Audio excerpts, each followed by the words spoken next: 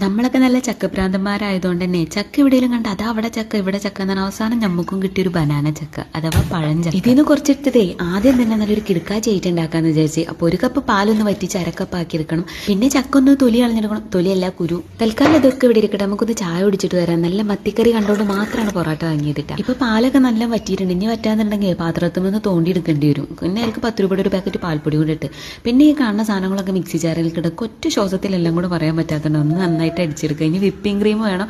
ഒരു cup whipping cream ഒന്ന് beat ചെയ്തെടുക്കാം. നന്നായിട്ട് ഇങ്ങനെ സ്റ്റിഫ് ആവണമെന്നൊന്നുമില്ല, കുറച്ച് ലൂസ് കൺസിസ്റ്റൻസി ആയാൽ മതി. അതിലേക്ക് നമ്മൾ മിക്സി ജാറിൽ അടിച്ചതും കൂടെ ചേർക്കാം. പിന്നെ നമ്മളെ ചക്ക ഐസ്ക്രീമിൽ ഫ്ലേവറിന് ചക്കപ്പീസും കടിക്കാൻ നട്സും കൂടെ ചേർത്ത് കൊടുക്കുക. പിന്നെ കുറച്ച് നാച്ചുറാലിറ്റി തോന്നാൻ വേണ്ടി മാത്രമല്ല ഈ ടിന്നിൽ ഒഴിച്ചത്. ഈ ടിന്ന് ഇവിടെ ഫ്രിഡ്ജിൽ സേഫ് ആണ്. കാരണം ഇതേപോലത്തെ ടിന്നിൽ ഇവിടെ തേങ്ങ ചിരവിയതും വറുത്തതൊക്കെ ആയതുകൊണ്ട് ഒരു ഓവർനൈറ്റ് ഫ്രിഡ്ജിൽ സേഫ് ആയിരുന്നോളും. കടയിൽ നിന്ന് വാങ്ങണ ഐസ്ക്രീമിനെക്കാളും ഭയങ്കര ടേസ്റ്റാണ്. നിങ്ങൾ എല്ലാവരും ഒന്ന് ചക്ക കിട്ടുകയാണെങ്കിൽ ട്രൈ ചെയ്ത് നോക്കുക. നിങ്ങൾക്ക് വീഡിയോ ഇഷ്ടമുണ്ടെങ്കിൽ ഒന്ന് ലൈക്കും കൂടെ